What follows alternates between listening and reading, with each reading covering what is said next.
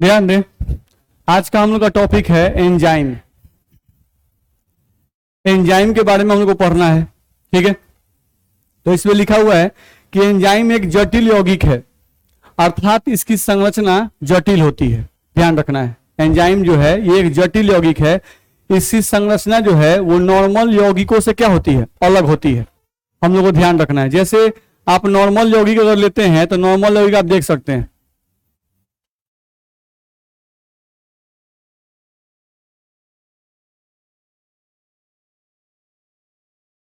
देखा जाए। अगर हम लोग साधारण यौगिक की बात करें,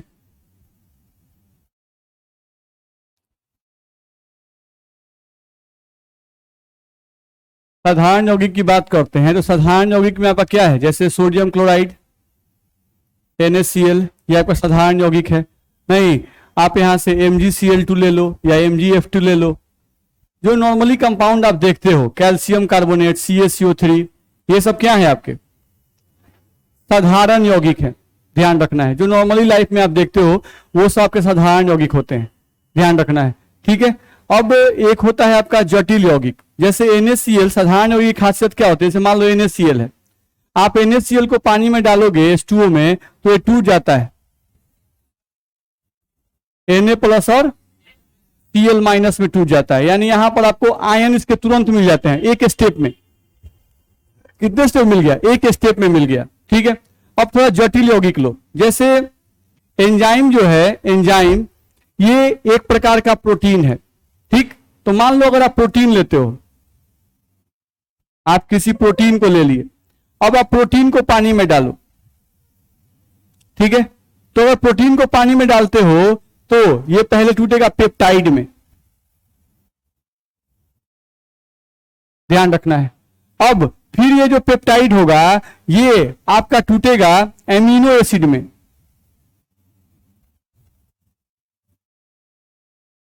फिर इसको तोड़िएगा तब जाके आपको यहां पर एटम्स मिलेंगे या आपको आयंस मिलेंगे।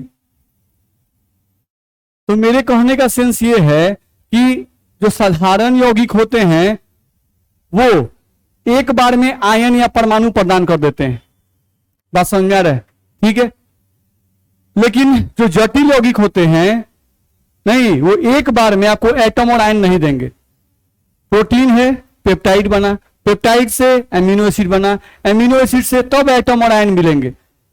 मेरी बात समझ में आ रही नहीं? तो जो जटिल यौगिक होते हैं उनकी संरचना जो होती है नहीं, वो धीरे धीरे आपको खोलनी पड़ेगी, तब आपको मालूम चलेगा कि इसकी एक्चुअल संरचना जो किन से ये बना हुआ है। बात समझ में आ रहा है? ऐसे देखने में एक पदार्थ है, अब उस पदार्थ को आप तोड़ रहे हैं तो अच्छा उसमें एक और पदार्थ मिल गया, फिर उसको तोड़ रहे हैं तो एक और पदार्थ मिल गया, फिर उसको तोड़ रहे हैं तो अब जाकर परमाणु अणु सब मिल रहा है, तो मालूम चला अच्छा ये परमाणु से बना हुआ है। बात समझ में आ रहा है? लेकिन सोडियम क्लोराइड में क्या हम लोग को देखने की आवश्यकता है, तुरंत Na और Cl दिखाई दे रहा है। ध्यान रखना है। चलो, तो लिखा हुआ है कि एंजाइम एक जटिल यौगिक है, अर्थात इसकी संरचना जटिल होती है। इसमें दिक्कत है, ठीक है। चलो अगला पॉइंट हम देखें तो यहां पे हम लोग को लिखा हुआ है, देखें अगर तो लिखा हुआ है कि एंजाइम नाइट्रोजन युक्त कार्बनिक यौगिक होता है।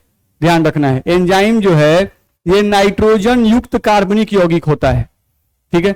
यानी ये एक ऐसा ऑर्गेनिक कंपाउंड है, ये एक ऐसा ऑर्गेनिक कंपाउंड है जिसमें कार्बन होंगे, हाइड्रोजन होंगे, नाइट्रोजन भी होंगे। ध्यान रखना है, इसमें ऑक्सीजन भी होते हैं। ये नाइट्रोजन युक्त लिखा है लेकिन एक्चुअली लिखना चाहिए हम लोग को, बुक में नाइट्रोजन युक्त लिखा हुआ है इसलिए हम लिखे हैं। हम लोगों को लिखना क्या चाहिए कि एंजाइम एक कार्बनिक यौगिक है जिसमें कार्बन, नाइट्रोजन, हाइड्रोजन और ऑक्सीजन उपस्थित रहते हैं। ध्यान रखना है, यानी एंजाइम में क्या क्या उपस्थित होता है, कार्बन, नाइट्रोजन, ऑक्सीजन, हाइड्रोजन, ये सब ध्यान रखना है। कार्बन भी रहेगा, हाइड्रोजन भी रहेगा, नाइट्रोजन भी रहेगा, ऑक्सीजन भी रहेगा। ये सभी परमाणु जब मिलते हैं नहीं तो हम लोग क्या बनता है, एंजाइम बनता है, ठीक है। चलो लिखा हुआ है, एंजाइम के बारे में लिख रहा है, यह मुख्यतः एक प्रकार का प्रोटीन है। एंजाइम क्या है, एक प्रकार का प्रोटीन है जो एमिनो एसिड से बना होता है। जो कैरी से बना होता है, एमिनो एसिड से बना होता है। ध्यान रखना है। अब एमिनो एसिड, एक कोई भी एमिनो एसिड का फॉर्मूला लिख दिया, ध्यान रखना है। एंजाइम बहुत प्रकार के होते हैं, तो अलग अलग एंजाइम का फॉर्मूला भी क्या होगा, अलग अलग होगा, ठीक है। एक नॉर्मल सा एमिनो एसिड लिख दिया, इस एमिनो एसिड में देखो नाइट्रोजन है कि नहीं है, कार्बन है कि नहीं है, हाइड्रोजन है ना, और ऑक्सीजन भी है कि नहीं है, आपको दिखाई दे रहा होगा नहीं। अब इसमें एमिनो किसको कहते हैं, तो ये जो NH2 वाला भाग लिखा हुआ है, इस NH2 वाले भाग को ही एमिनो कहते हैं। क्या कहते हैं इसे, एमिनो। और ये जो COOH वाला भाग आपको लिखा हुआ है, इसे क्या कहते हैं, एसिड। नहीं तो एमिनो एसिड, ध्यान रखना, एमिनो एसिड, ठीक है। तो ये सबसे छोटा भाग है किसका, प्रोटीन का, यानी एंजाइम का। ऐसे बहुत सारे एमिनो एसिड जब मिलते हैं तो पेप्टाइड बनता है। अब बहुत सारे पेप्टाइड मिलते हैं तब प्रोटीन बनता है, और वही प्रोटीन एंजाइम कहलाता है। मेरी बात दिमाग में जा रही है नहीं, तो हम लोग क्या बोल रहे हैं कि ये एमिनो एसिड एंजाइम का सबसे छोटा भाग है, ठीक है।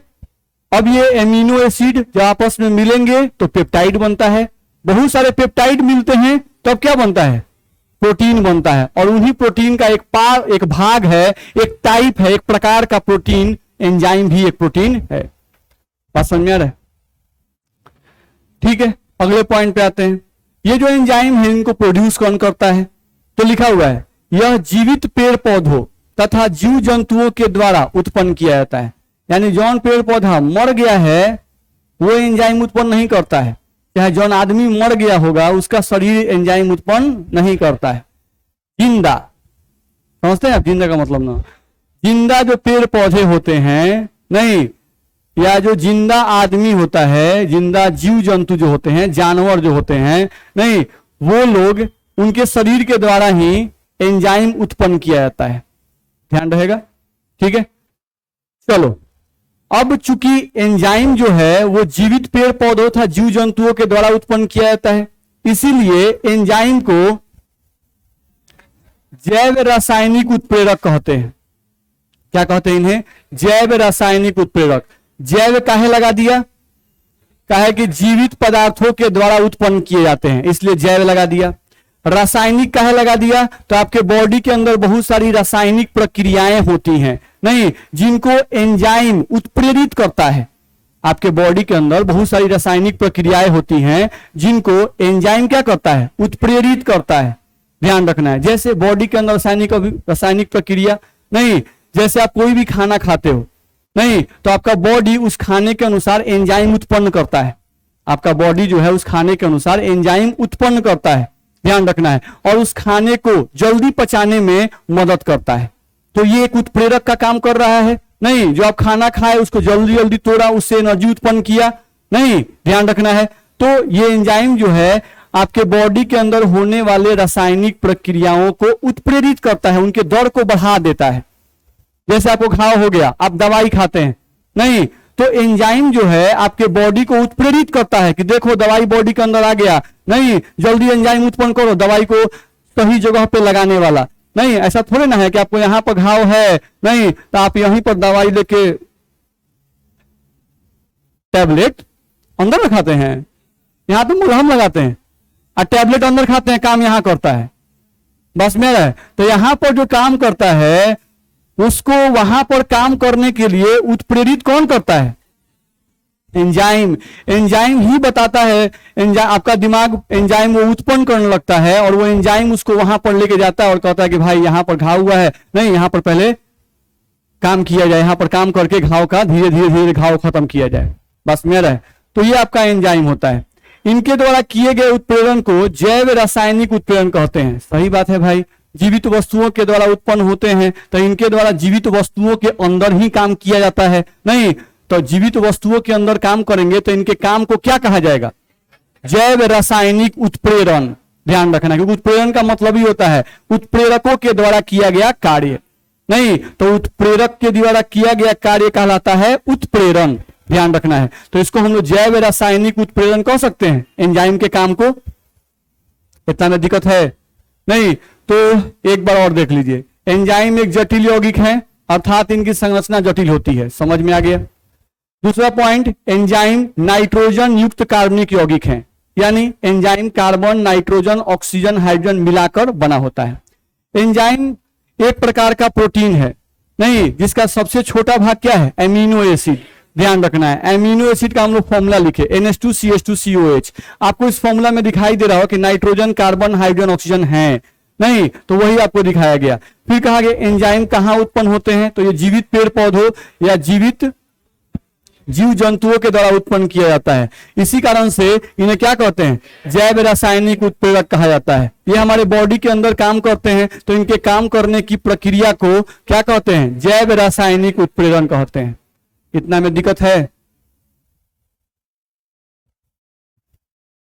आइए, लिखा हुआ है कि जीव जंतुओं एवं पेड़ पौधों में जीवन प्रक्रम के अनुरक्षण के लिए होने वाली अनेक शारीरिक अभिक्रियाएं एंजाइम द्वारा ही उत्प्रेरित की जाती हैं।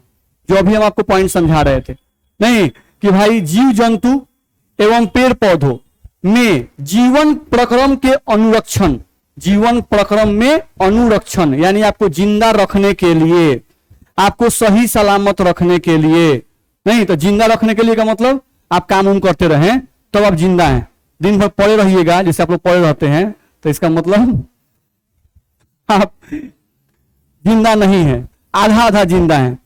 बस में रहे, पूरा पूरा जिंदा का मतलब कि पूरा पूरा होमवर्क करके लाना विद्यार्थी जीवन में नहीं, सब कुछ कंप्लीट रखना, हमेशा चीजों को याद कर लेना नहीं, एक्टिव रहना, तब जिंदा माना जाता है। बस में रहे। अब देखते हैं, बोलते हैं हम लोग हैं, चिल्लाते हैं हम लोग हैं, और किसी को प्यास लग जाता है।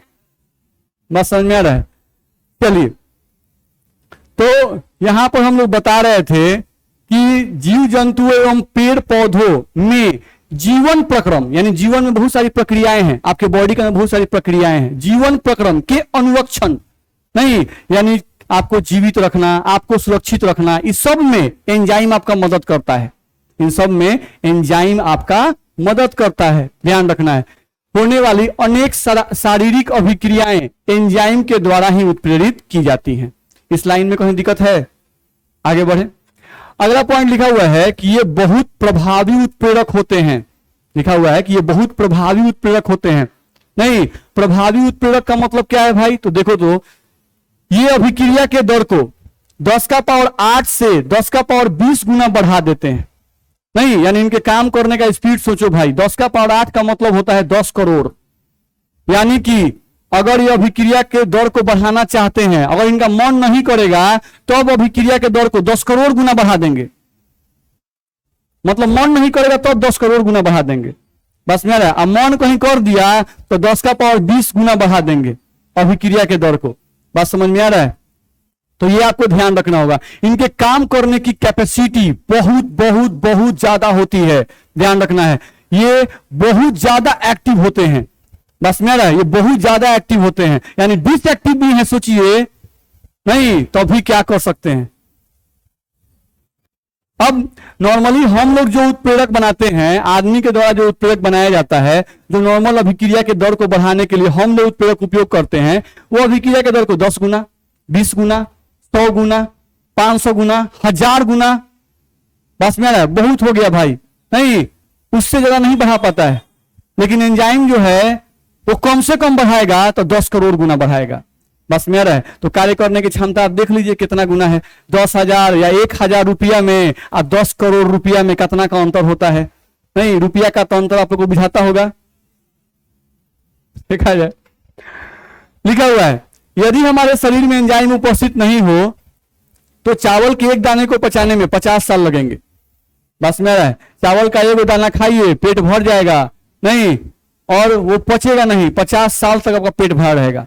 लेकिन दिक्कत क्या है कि खाना आप खाते हैं और जब खाना टूटता है तो ही आपके शरीर को एनर्जी मिलता है, तो ही आपके शरीर को क्या मिलता है? एनर्जी मिलता है। अगर आप चावल खा लिए और वो पचा नहीं तो आपके शरीर को एनर्जी नहीं मिलेगा, आप कोमा में चले जाइएगा, आप शिथिल हो जाइएगा, बिछौना पर रहिएगा, आंख का पलको झपकाना चाहिएगा तो पलक नहीं झपकेगा, क्योंकि उसको भी झपकाने के लिए एनर्जी चाहिए।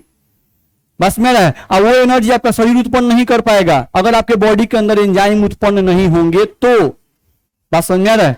ठीक है, तो पेट तो भरा रहेगा लेकिन एनर्जी उत्पन्न नहीं होगा। एनर्जी उत्पन्न नहीं होगा तो आप कोई काम नहीं कर पाएंगे, यानी आप एक तरह से मरे हुए व्यक्ति हो जाएंगे। चलिए, ये उच्च द्रव्यमान वाले प्रोटीन होते हैं, लिखा हुआ है कि ये उच्च द्रव्यमान वाले प्रोटीन होते हैं जिनका भार 1500 से 1 लाख ग्राम प्रति मोल होता है। ध्यान रखना है, यानी एंजाइम का वजन बहुत ज्यादा होता है। आप 1 मोल एंजाइम अगर लीजिएगा, 1 मोल अगर एंजाइम लीजिएगा तो उसका कम से कम भार होगा, तो वो कितना होगा? 1500 ग्राम। 1500 ग्राम डिवाइडेड बाई 1000 यानी 1.5 kg। नहीं, यानी 1 मोल एंजाइम का भार कम से कम होगा तो कितना होगा? 1.5 किलो। बस मेरा है, या 1 लाख ग्राम, तो 1 लाख और बट्टा अगर हम लोग कर दें 1 लाख डिवाइडेड बाई 1000 कर दें केजी में बदलने के लिए, तो 10 का पावर 3 नहीं 2 100 हो जाएगा, यानी 100 kg। नहीं, 10 का पावर 5 को 10 का पावर 3 से डिवाइड करेंगे तो कट के 10 का पावर 2 नहीं आएगा, यानी कि 100 kg। यानी कि मैक्सिमम 1 मोल एंजाइम का भार मैक्सिमम कितना हो सकता है? 100 kg के बराबर हो सकता है। ध्यान रखना। और मिनिमम कितना होगा? 1.5 kg के बराबर हो सकता है। इतना में दिक्कत है? इस लाइन में किसी को दिक्कत? आगे बढ़े, चलिए अगला पॉइंट हम देखें तो क्या लिखा हुआ है। लिखा हुआ है कि बॉडी के एक सेल में 3000 अलग अलग प्रकार के एंजाइम पाए जाते हैं। नहीं, आपके बॉडी के अंदर एक सेल में 3000 अलग अलग प्रकार के एंजाइम पाए जाते हैं, क्योंकि हम बता रहे हैं ना भाई, आपके बॉडी के अंदर बहुत सारी रासायनिक प्रक्रियाएं होती हैं।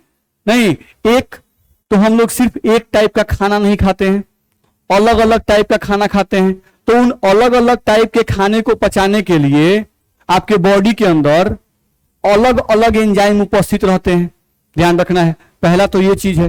फिर एंजाइम जो है वो आपके ग्रोथ में हेल्प करता है। अगर आप छोटे हैं तो छोटे से आप बड़े होते हैं।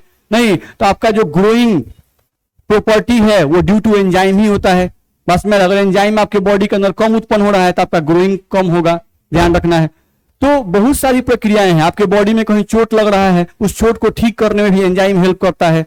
बात समझ में आ रहा है? तो आपके बॉडी के अंदर बहुत सारे काम हैं, बहुत सारी रासायनिक प्रक्रियाएं हैं जिनको एंजाइम पूरा करता है। एंजाइम उसको करने में मदद करता है। ध्यान रखना है। तो उन सभी के लिए अलग अलग एंजाइम बनाए गए हैं। बस में रहे, जैसे आपका बाइक खराब होता है तो बाइक मिस्त्री के पास जाइएगा, देह खराब होगा तो डॉक्टर के पास जाइएगा। तो अलग अलग चीज के लिए आप अलग अलग व्यक्ति के पास जाते हैं कि नहीं? तो वैसा ही बॉडी में आप बहुत सारा अलग अलग चीज डालते हैं। नहीं, आपके बॉडी में बहुत सारी अलग अलग बीमारियां होती हैं। नहीं, तो उन सब को ठीक करने के लिए अलग अलग डॉक्टर है। ये नहीं कि अगर हड्डी टूट गया तो फिजिशियन के पास चले गए। नहीं, बस में रहे, हड्डी टूट गया तो हड्डी के डॉक्टर के पास जाएंगे। बस में रहे, बुखार होगा तो फिजिशियन के पास जाएंगे। लीवर में बीमारी होगा तो लीवर स्पेशलिस्ट के पास जाएंगे। होता है कि नहीं? बस में रहे, तो सेम। अब लीवर स्पेशलिस्ट जो है वो पढ़ा रहता है कि भाई कौन सा दवाई डालेंगे नहीं लीवर में तो वो एंजाइम सक्रिय हो जाएगा, और अगर एंजाइम सक्रिय होगा तो आपका लीवर जल्दी ठीक हो जाएगा। ठीक है, तो वही हम लोग को बता रहा है कि बॉडी की एक सेल में 3000 अलग अलग प्रकार के एंजाइम होते हैं। इतना में दिक्कत है? चलिए, तो ये सब हम लोग को ध्यान में रखना होगा। ठीक है, अब यहां से लिखा हुआ है कुछ एंजाइमों के उदाहरण दिए गए हैं। कुछ एंजाइम के उदाहरण हम लोग को दिए गए हैं। जैसे यहां पर लिखा हुआ है इन्वर्टेज। इन्वर्टेज देखो तो, ये जो हम लिखे हुए हैं C12H22O11, ये आपका शुगर है। ये क्या है? आपका शुगर, चीनी है। अब आपका जो चीनी है नहीं, ये टूटता है आपका ग्लूकोज में और फ्रुक्टोज में। तो चीनी को ग्लूकोज और फ्रुक्टोज में तोड़ने का काम जो एंजाइम करता है, उस एंजाइम का नाम क्या है? इन्वर्टेज। ध्यान रखना है, तो आपको याद रखना होगा, ये आपके ऑब्जेक्टिव में आता है इन्वर्टेज। ये जो है आपके ऑब्जेक्टिव में आता है कि सुक्रोज, चीनी को क्या कहते हैं? सुक्रोज। तो सुक्रोज को ग्लूकोज तथा फ्रुक्टोज में जो एंजाइम तोड़ता है उस एंजाइम का नाम बताएं। तो उस एंजाइम का नाम क्या होगा? इन्वर्टेज। दिक्कत है इसमें? नहीं, तो आप जो चीनी डायरेक्ट लेते हो उसी को सुक्रोज कहते हैं। ध्यान रखना है। ठीक है, उसे क्या कहते हैं हम लोग? सुक्रोज।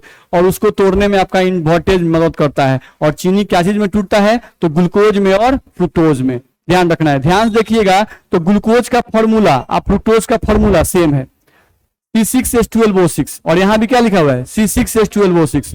दोनों का फॉर्मूला सेम है, लेकिन ध्यान रखिएगा दोनों का स्ट्रक्चर क्या होता है, अलग अलग होता है। ये दोनों एक दूसरे के समावयवी हैं। ये दोनों से क्या है, समावयवी का नाम कभी सुने हैं?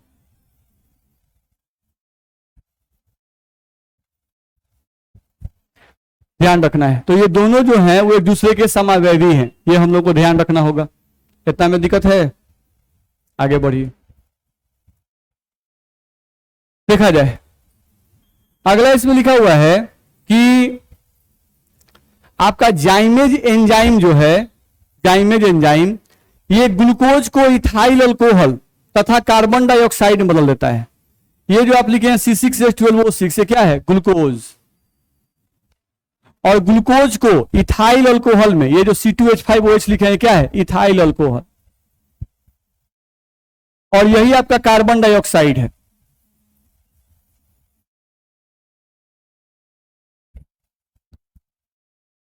ठीक है, तो ग्लूकोज को इथाइल अल्कोहल और कार्बन डाइऑक्साइड में तोड़ने का जो एंजाइम करता है काम, उसे क्या कहते हैं, जाइमेज।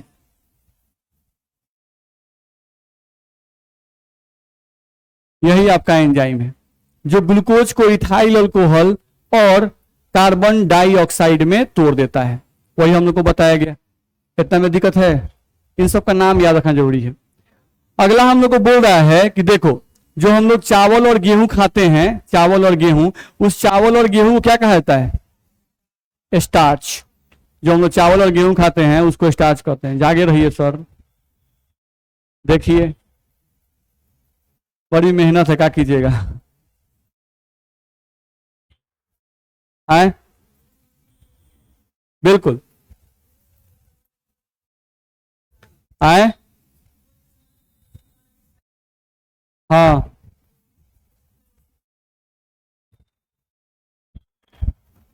देखिए जी, जो सुक्रोज है उसका फॉर्मूला हम C12H2211 नहीं लिखे हैं। आप बोल रहे हैं सर सुक्रोज का फॉर्मूला जो होता है वह C12H2211 होता है। बताइए, आप C6H12O6 लिख दिए हैं। देखिए, इसीलिए मिटका बोर्ड का ये अच्छा क्वालिटी है कि मिटिकता नहीं है। ऐसा नहीं कि दोबारा हम लिख दिए। C12H2211 सही सही लिखा हुआ है। तो नोट्स में सुधार लेना है, नोट्स में सर नहीं लिखे हैं। हम ये बात एक जगह लिख के कहीं टांगना पड़ेगा क्या कि देखिए विद्यार्थियों ध्यान दें, नोट्स में सर ने नहीं लिखा है, नोट्स टाइप कंप्यूटर स्टाफ ने किया है। अगर नोट्स में कोई गलती होती है नहीं तो कृपया सर को ब्लेम नहीं करें, उसे सुधार लें। बात समझ में आ रहा है? तो नोट्स हम नहीं टाइप किए हैं, बस मेरा वो टाइप किया लिखने वाला, वो जल्दी जल्दी में कुछ टाइप कर दिया, सुधारने का काम करना था, सुधारा नहीं गया, वैसे ही नोट्स प्रिंट हो गया। अब इस पे लिखा हुआ है तो इस पर से देख के सुधार लीजिए। इस और लिखे हैं, इसमें कहीं गलती हो तो टोकिएगा तो हम सुधार लेंगे। जैसे वो टोके तो हम तो यहां सही लिखे हैं, आप इसको देख के अपने नोट्स सुधारते चलिएगा। ठीक है, आगे बढ़े। चलिए, अब हम लोग बोल रहे थे कि जो हम लोग चावल और गेहूं खाते हैं जिसे हम लोग क्या कहते हैं, स्टार्च।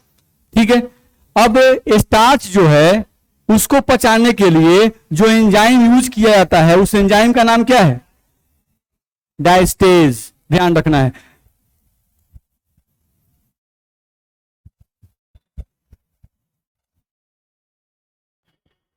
सोचिए, बॉडी के अंदर जो अलग अलग एंजाइम है उनका नाम हम लोग जान रहे हैं नहीं, तो ये सब याद रखना चाहिए।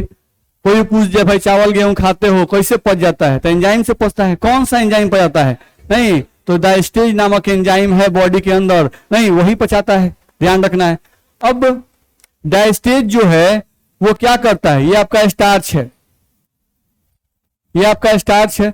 वो स्टार्च को क्या करता है, माल्टोज में तोड़ता है। क्या चीज में तोड़ता है, माल्टोज में। अब ध्यान से आप देखिएगा तो माल्टोज का फॉर्मूला देखिए C12H22O11 है। यही फॉर्मूला सेम आप देखे थे शुगर का भी, सुक्रोज का फॉर्मूला भी हम यही लिखे थे C12H22O11। ध्यान रखना है, जबकि उसको हम सुक्रोज बोल रहे हैं और इसको माल्टोज कर रहे हैं, तो दोनों का नाम अलग अलग है। इसका मतलब हुआ कि दोनों माल्टोज और सुक्रोज एक दूसरे के समावयवी हैं।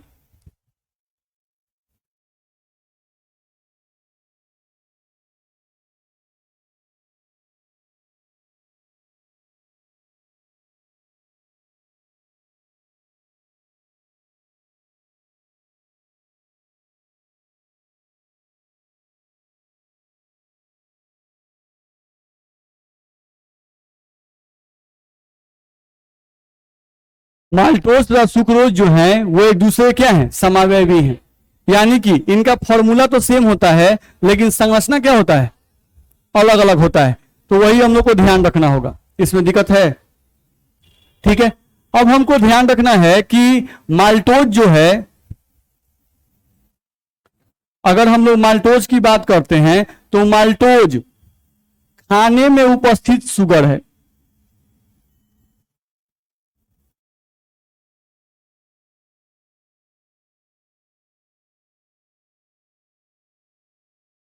आपका माल्टोज जो है, आप कोई भी खाना खाओ, नहीं चावल खाओ, गेहूं खाओ या दाल खाओ या कोई भी जो आप खाना खाते हो नॉर्मल लाइफ में, नहीं उस सभी खाने में याद रखना है कि माल्टोज उपस्थित रहता है।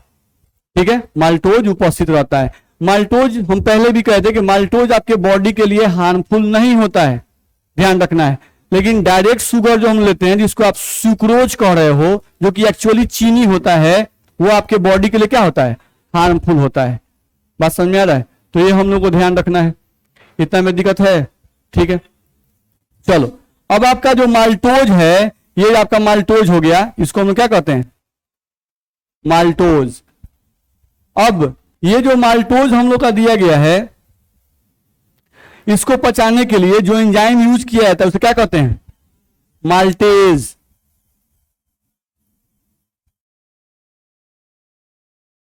ध्यान रखना है। तो माल्टोज को पचाने के लिए जो एंजाइम यूज किया जाता है उसे क्या कहते हैं, माल्टेज। बात समझ में आ रहा है? तो सोचो, सबसे पहले आप चावल रोटी ये सब खाए, नहीं तो चावल रोटी को पचाने के लिए डायस्टेज साहब आगे आते हैं। नहीं, डायस्टेज साहब चावल और रोटी को तोड़ देते हैं माल्टोज में। माल्टोज जब आता है तो माल्टोज को पचाने के लिए एक दूसरा एंजाइम आता है जिसे माल्टेज कहते हैं। माल्टेज साहब क्या बनाते हैं, ग्लूकोज। क्या बनाते हैं, ग्लूकोज बनाते हैं। तो ग्लूकोज को पचाने के लिए एंजाइम है जाइमेज, जो कि क्या बनाता है, इथाइल अल्कोहल और कार्बन डाइऑक्साइड बनाता है। बात समझ में आ रहा है? तो ध्यान रखना है कि आपका, सोचो इसमें सबसे कॉम्प्लेक्स स्ट्रक्चर किसका हो गया, स्टार्च।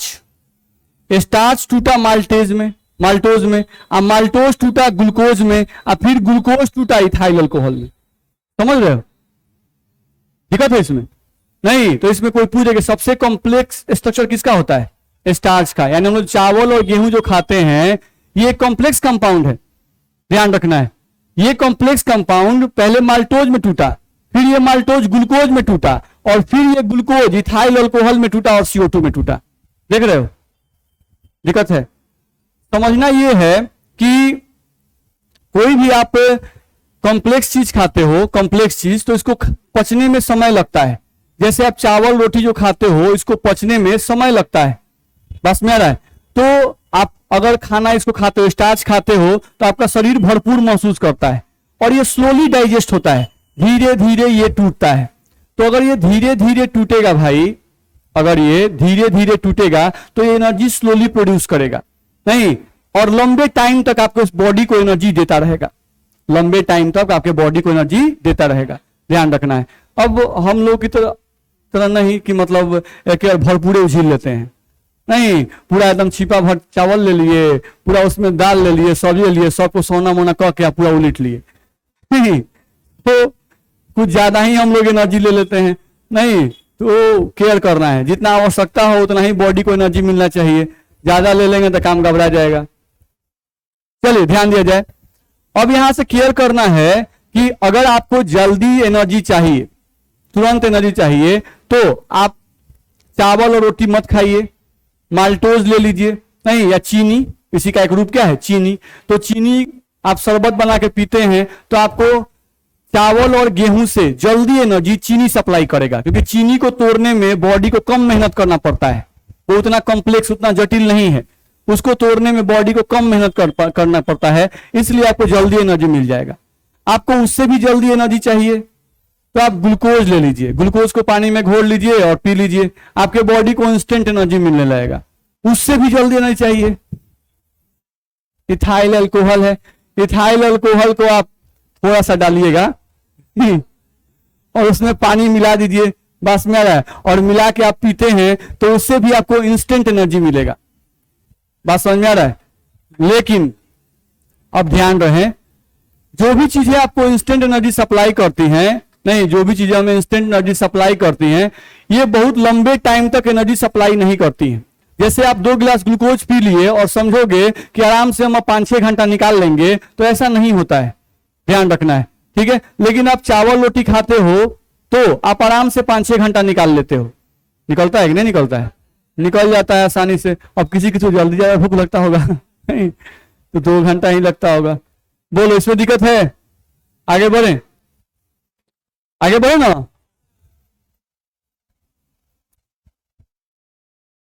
देखा जाए, अब एक यूरिया है NH2CO NH2, इसको यूरिया कहते हैं।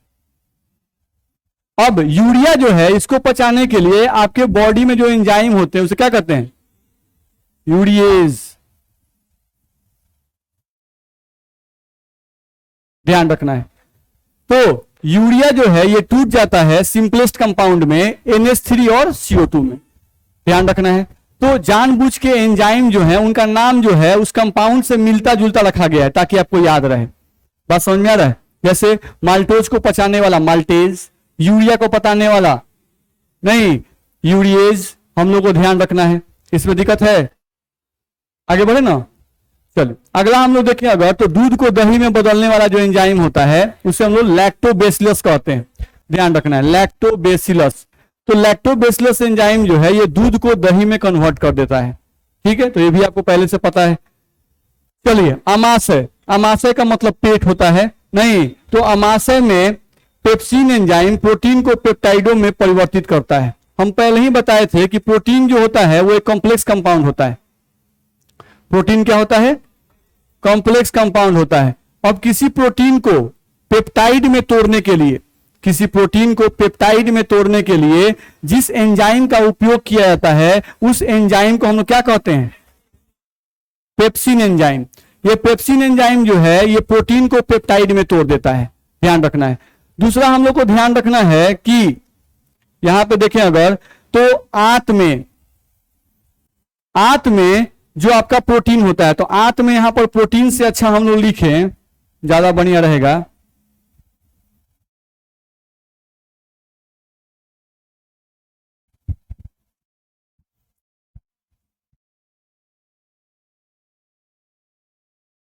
पेप्टाइड। देखा जाए तो पहले क्या होता है? प्रोटीन जो है, प्रोटीन को तोड़ने के लिए जो एंजाइम यूज किया जाता है वो कौन होता है? पेप्सिन। नहीं, तो पेप्सिन के मदद से आपका जो प्रोटीन है ये कौन सी में टूट गया? पेप्टाइड में। ठीक है, अब आपका जो पेप्टाइड है इस पेप्टाइड को कौन सी में तोड़ना है? एमिनो अम्ल में।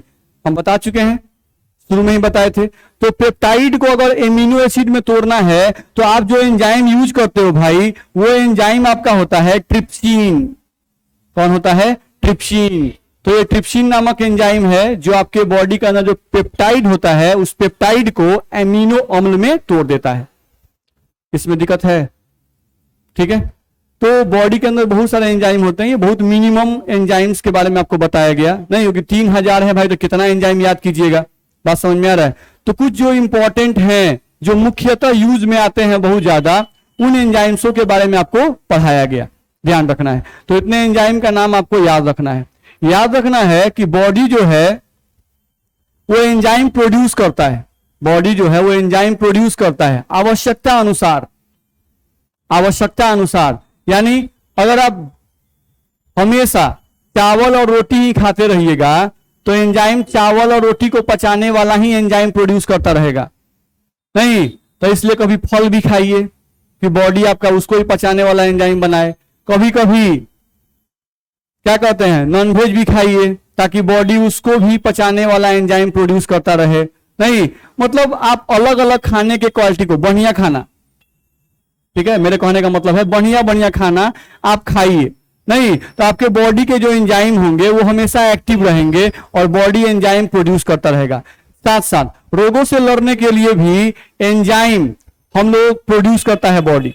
नहीं तो रोगों से लड़ने के लिए अगर आपका बॉडी शिथिल हो जाएगा, जैसे आप साइकिल मत चलाइए, कोचिंग जाने के लिए दौड़िए भागिए मत, एक्सरसाइज मत कीजिए। अगर ये सब आप नहीं करते हैं तो बॉडी आपका बहुत सारा एंजाइम बनाना बंद कर देता है, जिसके कारण से आपका बॉडी जो है बहुत सारे रोगों से लड़ने की क्षमता उसकी कम हो जाती है। बॉडी के बहुत सारे रोगों से लड़ने की क्षमता क्या होती है, कम हो जाती है। जैसे नहीं बोलते आजकल को शुगर हो गया, नहीं 80% लोगों को देखा है तो शुगर हो गया। शुगर का कारण क्या है, जो इंसुलिन एंजाइम प्रोड्यूस होना चाहिए बॉडी के द्वारा वो प्रोड्यूस नहीं कर पाता है। नहीं तो अगर इंसुलिन प्रोड्यूस नहीं कर पा रहा है बॉडी, इसका मुख्य कारण क्या है, आज का समय आरामदेह, नहीं कहीं जाना है बाइक उठा के चल दिए, बस में कहीं जाना है तो आराम से मिल जाता है। देख रहे हैं जैसे वैसे हम लोग कोई अभी इसे बोर्ड लगा है तो क्या पता आप लोग को तो और आराम हो गया है, नहीं तो आप लोग को लिखना नहीं पड़ता है, लिखते हैं तो वो एक्सरसाइजे है, नहीं तो उससे भी एंजाइम प्रोड्यूस होता है भाई। इसलिए शारीरिक श्रम जरूर करें तो उससे आपका बॉडी जो है बहुत सारे एंजाइम को प्रोड्यूस करेगा और आपका बॉडी बहुत सारे रोगों से दूर रहेगा। दिक्कत है तो वही सब हम लोग को यहां बताया गया है। चलिए आज के लिए इतना ही पढ़ते हैं।